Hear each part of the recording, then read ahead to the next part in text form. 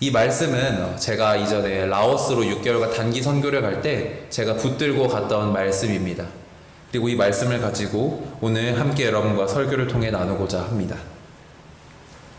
여러분, 한 아이가 있었습니다. 그 아이는 태어날 때부터 몸이 불편했습니다.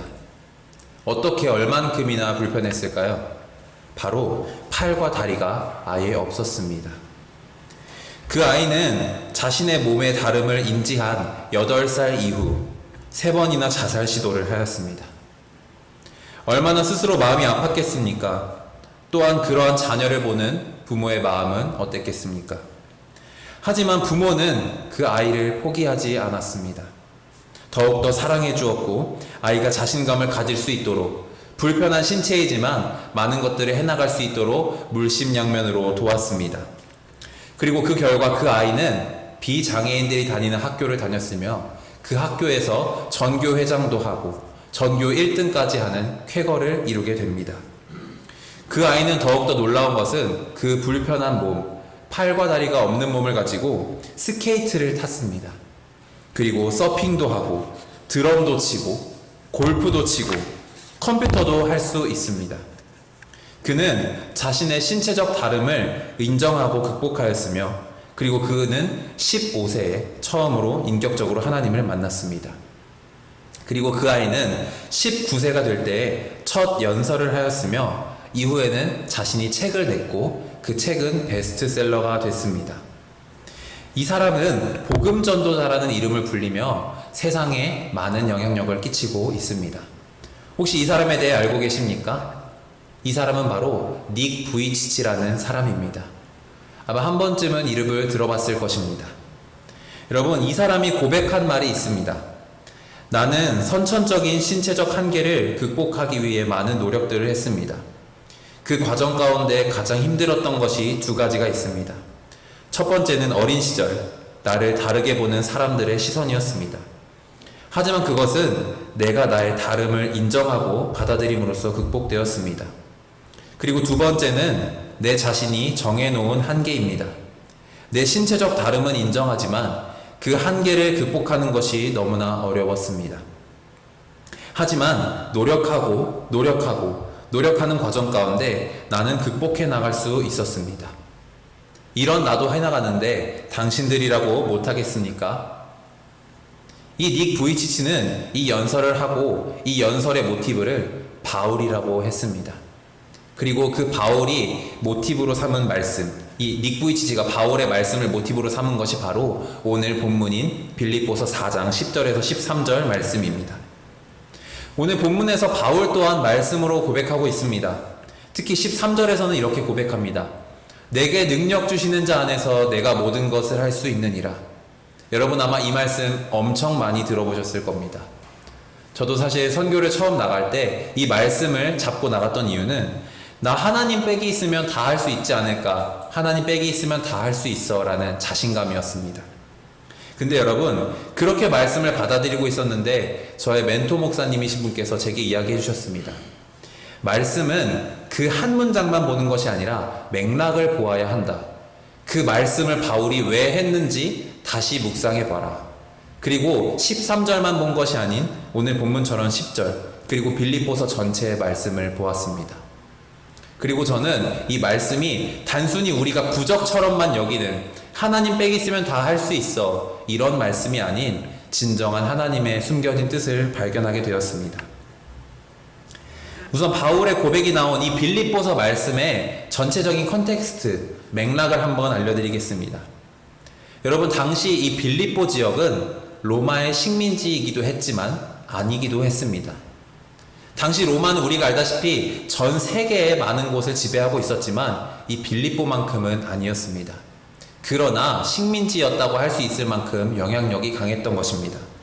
왜냐하면 수많은 군사와 군사 시설들이 이 빌립보 지역에 있었기 때문입니다. 그렇다면 여러분, 이 빌립보 지역은 어떨까요? 군사들이 많다, 군사 시설이 많다, 사람이 많고 유동인구가 많으면 그 도시는 발전하게 됩니다. 아주 상업적으로도 여러 다방면으로 이 빌립보 도시는 발전하게 되었습니다. 또한 이 빌립보가 아주 뛰어난 도시였던 이유 중 하나는 이 도시에서 태어나면 로마 시민권을 얻을 수 있었습니다. 아마 여러분 설교를 듣다 보면 로마 시민권에 관련된 이야기를 몇 번 들어보셨을 겁니다. 당시 로마 시민권이라 하면 지금으로 치면 간단하게 비유를 하면 미국 시민권입니다. 어딜 가든 보호받고 어딜 가든 최고의 대우를 받을 수 있는 그런 시민권입니다. 그러다 보니 이 빌립보 사람들은 어땠을까요, 여러분? 콧대가 거의 하늘을 뚫을 만큼 올라가 있었습니다. 너 로마 시민권 있니? 이게 인사였다고 농담으로 할 정도입니다. 로마 시민권이 있는 사람과 없는 사람, 그리고 부가 있는 사람 없는 사람의 차이는 아주 하늘과 땅 차이였습니다. 그러나 빌립보 사람들은 부유했기 때문에 대부분이 로마 시민권과 엄청난 부를 축적하고 있었습니다. 그러나 긍정적인 효과만 있었을까요? 아니었습니다. 이들은 로마 시민이라는 자부심과 그로 인해 얻을 수 있는 이익들이 그들의 삶을 아주 풍요롭게 해주었으나 그로 인해서 자만해지고 하나님과 멀어지게 되었습니다. 가진 것이 많다 보니 하나님을 찾지 않게 되었습니다. 돈이 많다 보니 필요한 것을 돈으로 다 구매할 수 있었고 하나님의 뜻을 구하지 않았습니다.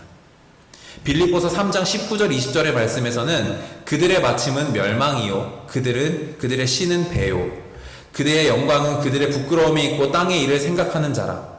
그러나 우리의 시민권은 하늘에 있는지라 거기로부터 구원하는 자 곧 주 예수 그리스도를 기다리노니 라고 고백합니다. 자신들이 로마 시민이라는 거짓된 우상과 허황 속에 빠져 자만하고 있는 자들은 결국 멸망에 이르고 하늘의 시민권을 가진 자들만이 하나님을 고백함으로써 주 안에서 살아갈 수 있다는 이야기입니다. 그리고 난 뒤에 자신의 삶을 고백하는 말씀이 바로 오늘의 본문입니다. 우선 10절 말씀을 먼저 보도록 하겠습니다. 내가 주 안에서 크게 기뻐함은 너희가 나를 생각하던 것이 이제 다시 싹이 남이니 너희가 또한 이를 위하여 생각은 하였으나 기회가 없었느니라. 아멘. 아까 말했던 것처럼 이 빌립보 지역 사람들은 하나님이 필요가 없었습니다. 필요가 없었다기보다는 하나님을 찾지 않는 삶을 살게 된 것이죠. 하나님이 없어도 자신들이 가진 것으로 모든 것을 해결할 수 있었으니까요. 그러나 그들이 다시 회심하고 바울에게로 돌아온 것입니다. 그래서 바울은 기뻐하며 이 10절 말씀으로 본문을 시작하는 것입니다. 너희들이 정말 물질적 풍요 가운데 있고 삶에 부족함이 없고 로마 시민권까지 가지고 있는 아주 콧대 높은 사람들이었으나 지금 다시 이렇게 늦었지만 지금이라도 내 앞에 찾아와 하나님의 말씀을 구하니 내가 너무 기쁘다. 이 바울의 감탄과 감사와 기쁨으로 오늘 본문은 시작하고 있습니다. 여러분, 이렇게 시민들이 돌아온 것만으로도 바울이 이렇게 기뻐하고 있습니다. 그렇다면 우리가 세상 가운데 빠져 있다가 다시 하나님께로 돌아온다면 하나님은 얼마나 기뻐하시겠습니까? 당시 이 모습을 바라보고 있던 하늘에 계신 아버지 하나님께서도 아주 기뻐하셨을 것입니다. 그 다음 11절에서 12절 말씀을 함께 교독하도록 하겠습니다. 시작. 내가 궁핍함으로 말하는 것이 아니라 어떠한 형편에든지 나는 자족하기를 배웠노니 나는 비천에 처할 줄도 알고 풍부에 처할 줄도 알아. 모든 일 곧 배부름과 배고픔과 풍부와 궁핍에도 처할 줄 아는 일체의 비결을 배웠노라. 아멘. 이렇게 고백하는 바울의 말은 무슨 뜻이 있을까요? 먼저 우리는 이 본문에서 자족이라는 단어에 신경 써야 합니다. 자족이라는 단어가 무슨 뜻일까요? 네이버 사전을 검색하면 그리고 그 가운데 성경에서 관련된 이야기를 따오면 이렇게 이야기합니다. 스스로 넉넉함을 느낀다. 스스로 만족하게 여긴다.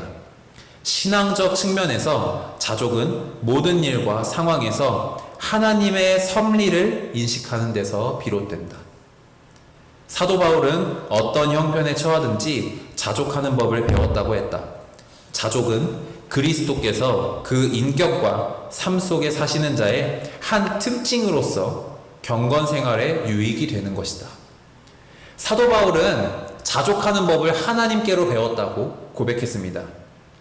말씀에 나오는 것처럼 배부름과 배고픔, 풍부와 궁핍, 이 모든 것을 겪으면서 어떠한 상황에 처하여도 순종하고 만족하는 것입니다. 하나님 제가 배고픕니다. 밥을 주세요. 하나님 너무 배부른데 이거 이제 그만 주셔도 돼요. 하는 것이 아니라 어떠한 상황에 있든지 하나님이 내게 허락하신 상황에 순종하고 그 상황에 만족하는 것. 그것이 바로 하나님 안에서 자족한다라는 뜻입니다. 그렇다면 이 말씀을 여러분 우리는 어떻게 적용할 수 있을까요? 바울은 하나님께서 자신에게 주는 배부름과 배고픔, 풍부와 궁핍에 순종함으로 나아갔습니다. 이것을 여러분 이겨내려고 견뎌낸 것이 아닙니다. 그저 순종함으로 엎드려져 나아간 것입니다. 견뎌내는 것과 순종하는 것의 차이는 아주 큽니다. 견뎌내는 것은 자신에게 닥친 힘듦과 어려움을 극복하고 이겨내는 것이지만 순종한다는 것은 그 상황 그대로를 받아들이고 그 상황에 순응하는 것입니다. 순순히 따르고 복종하는 것입니다. 바울은 어떻게 자족했습니까?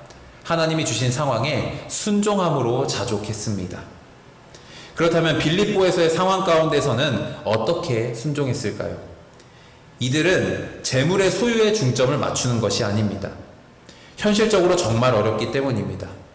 여러분, 누가 여러분에게 와서 내가 빌딩도 주고 차도 주고 돈도 주고 네가 원하는 거 다 줄게, 다이아, 금 다 줄게, 나와 함께 가자 라고 한다면 여러분 흔들리시겠습니까? 흔들리지 않으시겠습니까? 저 같아도 살짝 흔들릴 것 같습니다.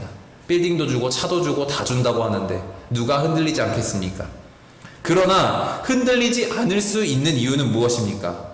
바울이 말한 것처럼 재물의 소유에 당시 빌립보 사람들이 그랬던 것처럼 로마 시민권이나 자신들이 가지고 있던 재물의 소유에 초점을 맞추는 것이 아니라 그저 어떠한 상황에 있든지 하나님이 내게 주시는 상황에 순종하고 만족하는 것입니다.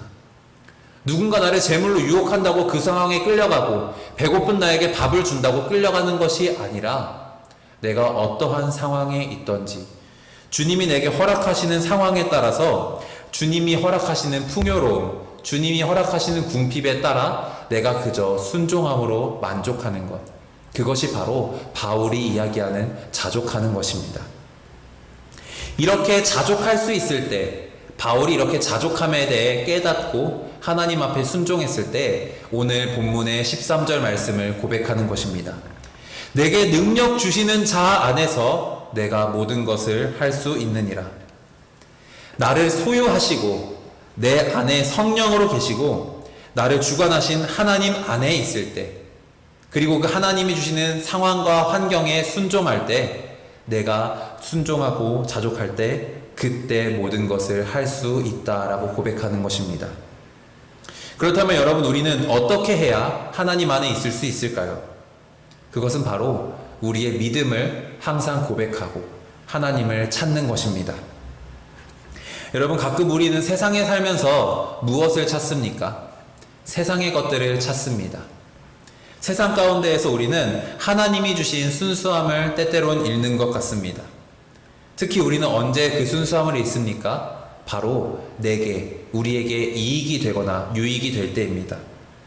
내게 필요한 사람이라면 어떻게든 붙잡아두고 어떻게든 이용합니다.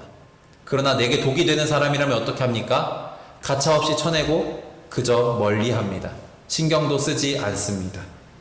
이처럼 여러분, 우리는 세상 가운데에서 어떻게 보면 세상의 기준에 너무 물들어 살아있는 것이 아닌가 싶습니다.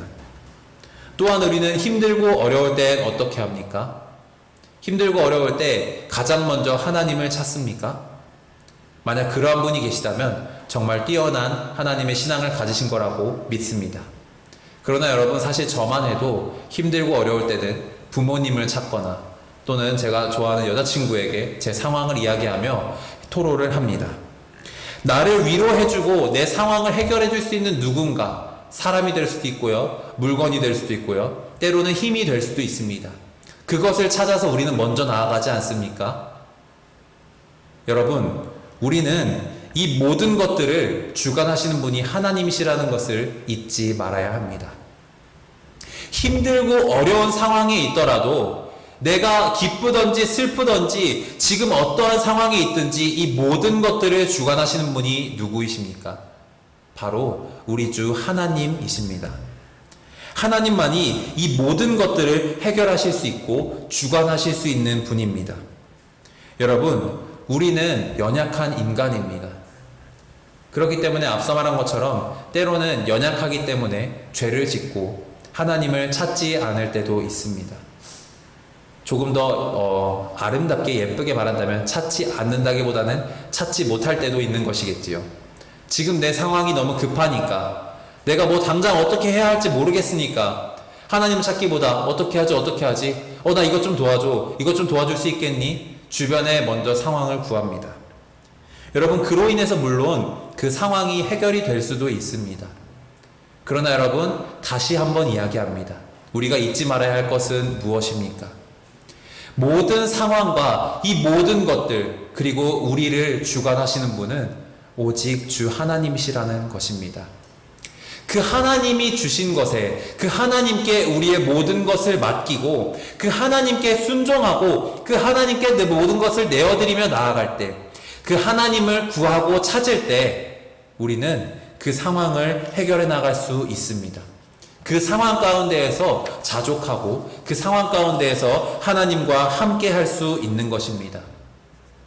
그 하나님을 놓고, 전지전능하신 하나님을 놓고 다른 것부터 찾는다니 어떻게 보면 조금 부끄러운 일이지 않을까 싶습니다. 여러분, 우리의 주인 되시는 하나님을 먼저 찾으십시오. 배고프거나 배부르거나 풍부하거나 궁핍하거나 자족할 수 있는 방법은 오직 주님께 순종하는 것입니다.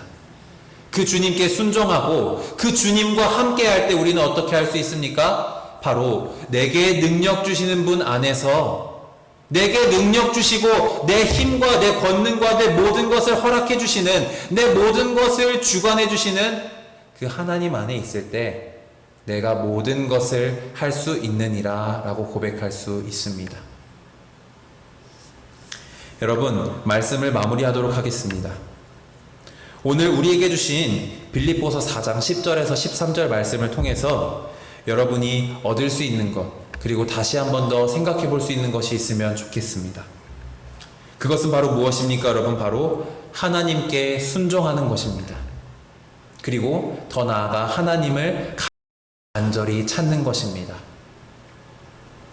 빌립보 사람들은 세상에 물들어 있었습니다. 그러나 결국 그들은 다시 하나님께 순종하며 하나님을 찾으러 바울에게로 나아갔습니다. 바울 또한 힘들고 어려운 상황일 때 자신의 상황을 해결해줄 누군가를 찾는 것이 아니라, 자신의 상황을 해결해줄 물질이나 명예나 권력을 찾는 것이 아니라 누구를 찾았습니까? 하나님을 찾았습니다. 그리고 그 하나님을 찾음으로 어떻게 되었습니까? 그 하나님께서 허락하시는 것에 순종하며 자족하는 것을 배웠습니다. 그때 이 은혜로운 고백이 나온 것입니다. 사랑하는 여러분, 바울이 주변의 상황과 환경에 굴하지 않고 하나님을 찾고 믿음을 고백하고 그 하나님께 순종한 것처럼 우리도 이 바울과 같은 삶을 살기를 간절히 소망합니다. 그렇게 살기로 지금 다짐해도 사실 다시 무너질 수 있습니다. 저도 무너질 때가 많이 있습니다. 부끄럽지만 저도 죄를 지을 때가 있습니다. 그러나 여러분, 하나님을 놓치더라도, 하나님께 순종하지 못하더라도, 하나님을 찾지 못하더라도 우리는 다시 나아가야 합니다. 언제 어디서나 우리를 사랑하시고 우리를 기다리시는 하나님이 계십니다. 그 하나님께 순종함으로, 그 하나님을 찾음으로 하나님과 함께 자족하기를 배우며 그 하나님과 함께 할 때, 모든 능력 주시는 하나님과 함께 있을 때 내가 모든 것을 할 수 있느니라 라고 고백할 수 있는 그러한 믿음의 삶을 살아갈 수 있는 우리 모든 명학교의 성도님들이 될 수 있기를 주님의 이름으로 간절히 소망합니다. 아멘.